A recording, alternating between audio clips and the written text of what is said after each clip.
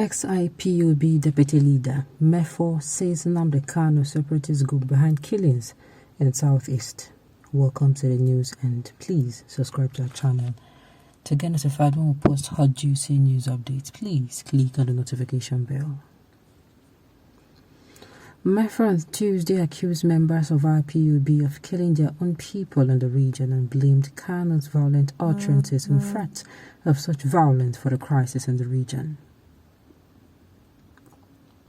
The former deputy leader of the indigenous people of Biafra IPOB, 1MÞL1CATES, has again blamed the detained leader of the group, Nnamdi Kanu, for the ongoing violence and killings in southeastern Nigeria.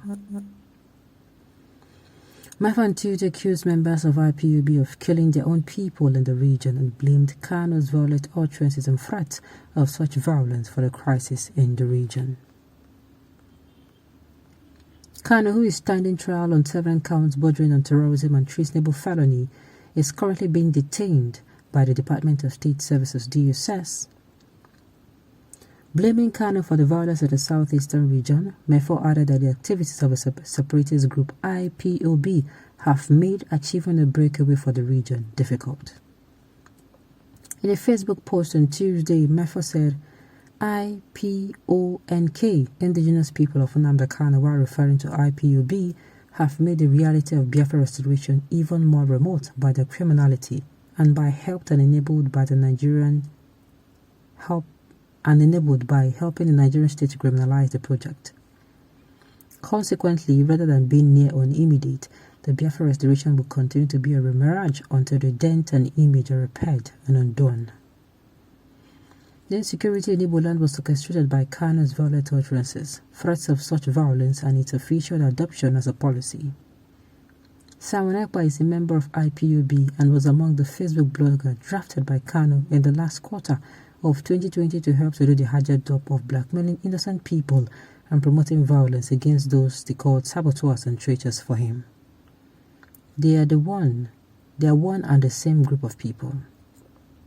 They are essentially part of the wider alliance of evil non-state actor violators of human rights in Igbo land, targeted assassination, torture, and forced disappearances and other forms of inhumane and degrading treatment against unarmed Igbo Biafran civilians. These are killers of their own people, all in the hope of getting Biafra. They kill their brothers in the name of Biafra, the same people that they claim to protect and liberate. Finally, take this or leave it, we maintain that IPONK will destroy themselves by themselves. Their latest self-destructive, self-annihilating move is hypocritically denying their atrocities and broadly light and shift their culpability to one of their own called Simon Ekpa. The more Simon Ekpa is demonized by IPONK, the more IPONK expose and implicate themselves and ultimately compound the case of their leader because they are the same evil syndicate and conglomerate. Similarly, in September 2021, 1MÞL1CATES in a post on his Facebook page blamed the IPOB leader for the brutal killing of civilians during the IPOB order sit-at-home, even though the separatist group leader cancelled the sit-at-home protest. 1MÞL1CATES in the post titled IPOB Nnamdi Kanu remain cursed, nemesis karma remain in full gear until the confessions, the self-destructive expulsions are complete.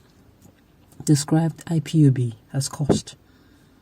In the fullness of time, humanity shall recognize and appreciate the fact that treachery does not pay, nor does it do anybody or any group good. IPOB Nnamdi Kanu is cost beyond redemption. The spirit of a land of ancestors, the land of Biafra, abhors injustice. It frowns on the abomination of crimes against humanity, which goes to the very heart of spilling of blood and beheading of Biafrans by Biafrans on Biafran soil and the desecration of our heritage. The legacy of lies, of deception and of blackmail which we proudly fought against and which they have continued remains her Waterloo. This IPOB Nnamdi Kanu shall continue with the confession. They shall continue to speak in confusing hostile languages among themselves until they completely expose their evil and atrocities by themselves. And you know what? They have no control over it because cursed people do not influence but befalls or happens to them. These are very strong words. Sincerely, these are Very strong words.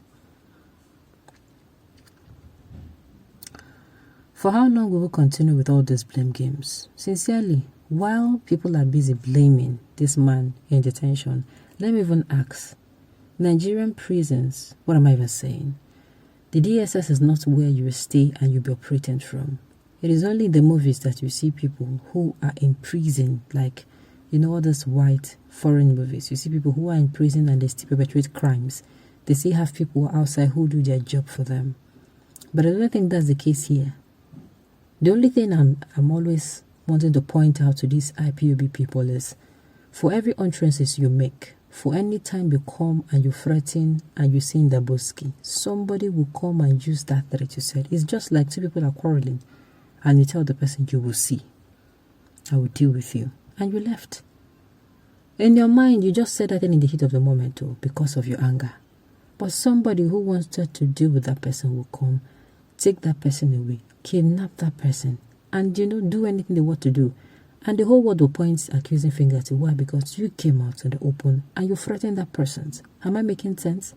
That is why I normally say IPOB as a group, before they come out to give out any speech, before they come out to write anything, to make any of their opinion public, they should ensure that they go through whatever they want to say, think about it very well, because once it comes out to the public space, it is out. And whether they like it or not, whatever they do affects their so-called leader, they so much cherish in prison. It affects him. They make things difficult for him. So it is either they calm down or this happens. Right now, there's a lot of confusion. There's a lot of confusion. People do not know who to trust anymore. People do not know who to trust. And it's no longer funny. It's no longer funny, I tell you. For how long will we continue with all these blame games? Igbo land have been destroyed from abroad, and who live here have more to lose.